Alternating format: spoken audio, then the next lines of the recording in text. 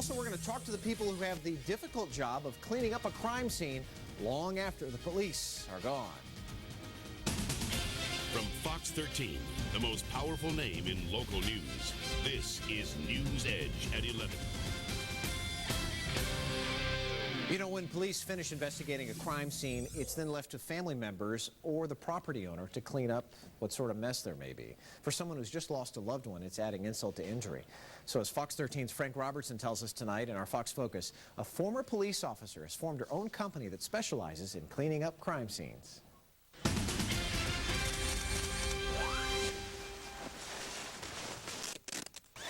Does everybody have a respirator? Laura Spaulding and her team of technicians have just arrived at a mobile home in Lakeland where a man's body was decomposing for several days. Not only that, the home is cluttered and filthy.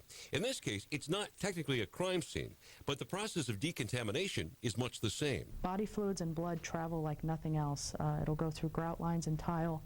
It'll go through the grout lines. It goes through carpet, subfloor, the padding in the carpet. You just never really know, and there's no way that I can estimate to a family how long it's going to take. A graduate of Chamberlain High School and the University of Tennessee, Spaulding was a police officer in Kansas City for 7 years.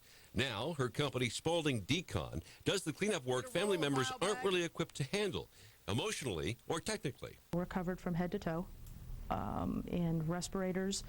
We wear respirators every time, depending on the level. Sometimes we use disposable respirators. Sometimes we use cartridge respirators. It's depending on each scene. And with good reason. Spaulding says without protective gear, her workers would be exposed to biohazards that could make them sick. Her company also uses tools not found in the typical household. We just did a triple homicide not too long ago, and there was pools of blood on concrete. We just apply an absorbent to it, and that extracts the blood up into the absorbent, and then we remove the absorbent. Perhaps it's not your idea of a dream job, but for Laura Spaulding, it's very rewarding. I feel like I'm helping people more now than I did as a police officer. Maybe because I can actually see the before and after. But people just want to move on, and I don't see why a family should be traumatized twice by cleaning up after a loved one when there's somebody here that'll do it for you. Spaulding says her goal with every cleanup is restoring normalcy, at least making it appear as if nothing ever happened. Frank Robertson, Fox 13 News.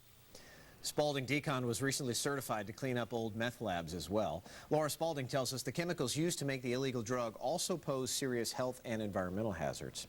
It's one of those jobs that you rarely think about, but is so important, especially when you're talking about someone grieving still. Right, and there's obviously a need, and you're right. You don't think, okay, who's going to clean this up? I mean, the police obviously do their work, and they're done, and you have the scene left behind. Yeah, nice to see them have that passion for something that most of us would not do. For sure, absolutely.